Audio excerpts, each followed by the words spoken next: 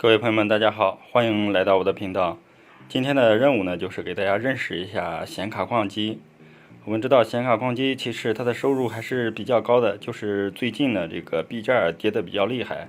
然后收益并不是说太理想。不管怎么样吧，然后作为一个被动收入项目的一个频道来说，这个还是比较重要的。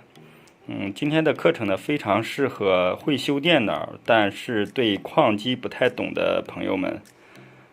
在开始之前呢，请允许我先打一个广告。我的频道呢是专门讲被动收入项目实现财富自由的。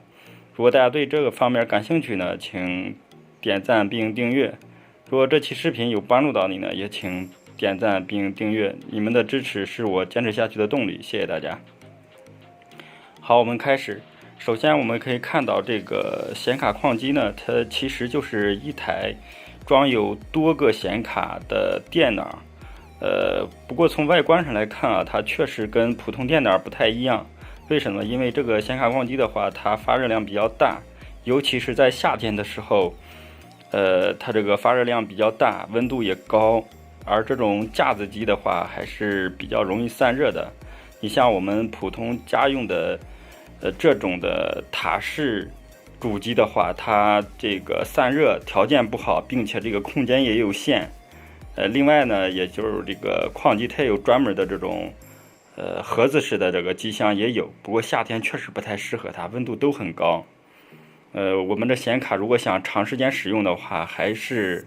想这个保证它的寿命的话，还是在夏天使用这种架子机比较好。首先呢，其实我想说呢，就是显卡矿机它其实就是一个装有多个显卡的电脑主机。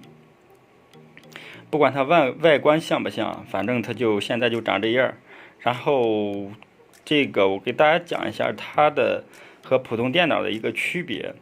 首先呢，我们可以来看一下，这上边这6块是这上面这5块啊，是5个显卡，分别是4块10606G 的独立显卡的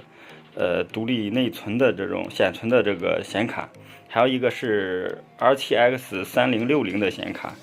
3600我不知道大家那个知道不知道？之前的话是3660是英伟达是专门限制挖矿的，后来被破解了以后，然后这个性能还是挖矿性能还是性价比还是非常高的，主要是用了470.05的一个驱动，然后接上显示器，就可以达到这个40多兆的一个以太坊算力。当然另外一点的话，必须是 PCIe 3.0的一个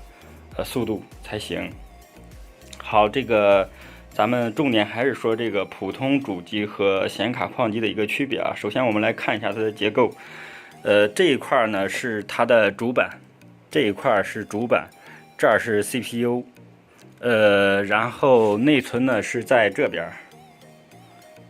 我们可以看到啊，这儿是内存，这一块是内存，看得不太清楚啊，这是内存。然后这个是电脑的一个电源，是半膜的。然后呢，这个是电脑的开关，专门接了一个延长线。然后这一块呢是一块120G 的一个固态硬盘。所以说从这儿看呢，其实它是和普通电脑是一模一样的，只不过是一个外表不一样而已。另外一个最大的一个区别就是什么呢？就是这个主板上边要有多个这个 PCIe 的接口，就是一个电脑就可以接很多块显卡。我们知道显卡都是插在这个 PCIe 这个接口上的，如果接口少的话，那你插的显卡就会少。我们来看一下啊，看一下这个 PCIe， 我们看一下。上边插这个蓝色的线啊，上面插蓝色线，下边都是 PCIe 的一个插槽，这儿也能看见，这个都可以看见，这都是 PCIe 的插槽。这个主板呢，它是有叉1的有3个，叉1的有3个，叉16的有1个。叉16的有1个，然后还有2个是叉8的还是叉4，我也忘了。而这个 X16的话，可以接这个3060的显卡，因为3060的话必放到这个 X16，并且是3.0的一个速度才行。其他的话，其他的显卡包括1060、1070、1080，还有20系的这个显卡都可以放到这个 X1的一个接口上。然后我们看啊，然后这是6个插槽 PCIe 的插槽，然后总共插了5个延长线，我们看到其实有4根蓝线，就是1、2、3、4。这4根蓝线分别接上边的1060，因为它是 PCIe X1 转 X16的一个延长线，1060是 X1 的这个接口是没有问题的。而这个360呢，我们可以看到它的线是一个 X16 的延长线，就是这个线的两头呢都是 X16 的一个速度，是这样的一个意思。然后当这个线延长了以后，就是上边接了我们的显卡，这个是主要是走数据的。然后显卡的话还需要一个独立供电，我们可以看一下上边的这个插头，我们可以看到这个呢就是1060的一个独立供电的一个电缆，然后这是3060的。这个每一个上边都有，因为像这种高性能的显卡的话，一般都会有一个独立供电，因为它这个耗电量还是比较大的，风扇也多嘛。然后显卡下方就这个延长线的这一头的话，有一个延长线的底座，我们可以看一下啊，延长线的底座，这个是呢这个延长线的底座。然后这个延长线这个 USB 口，它是2个公口，一个口是插到这个延长线，就这个显卡底座上，另外就是插到主板上的。然后这是数据传输，然后这个底座呢也有一个独立供电，我们来看一下啊，它也有一个独立供电，就是这根电缆插的。叫我找一个角度啊。在这儿可以看到，是插到这个底座上的，所以说这个底座上总共插了2根线，一个是数据线，然后一个是4D 的一个电缆。然后呢，还有一点比较重要就是这个电源，因为这个电源呢不仅要供这个主板的电和 CPU 的电以外，这是我们普通电脑都会用到的，但是作为矿机呢，它是这个电源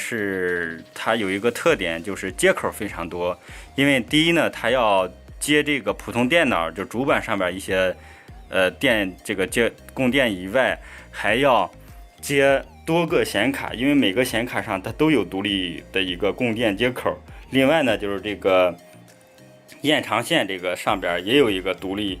的供电的一个接口，所以说它这个接口数量呢必须得跟上，这是对电源的一个要求，并且这个电源的功率呢也要跟上，因为我们这个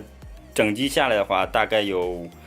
500瓦左右吧，不知道大家对这个功率有没有概念啊？大概这个功率是500瓦左右。通过这样的一个介绍呢，其实我们这个显卡矿机呢，其实跟这个我们家用的这个电脑其实就是差不多的，就是一个电源是一个区别，就是多接口大功率，然后就是主板呢就是多 PCIe 的一个显卡接口，主要是这方面的一个区别。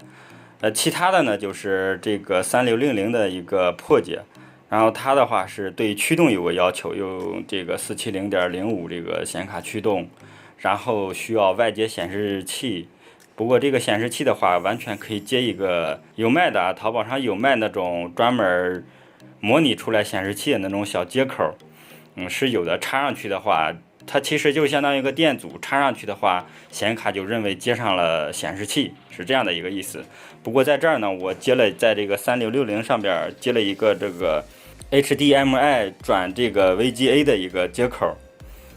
方便我接显示器。这样的话它也是支持的啊，也可以当做一个显示器来使用。另外呢，它就是需要有Win10的一个系统，然后显卡接口的话，必须是PCIe 3.0的 X16的一个接口才可以。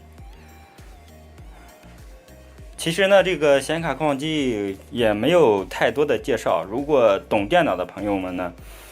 通过我这么一介绍的话，感觉它还真没有什么大不了的，确实很简单。今天的课程呢，就先到这儿，感谢大家观看。如果对我的频道感兴趣呢，希望大家能够点赞、订阅，然后支持一下，谢谢大家。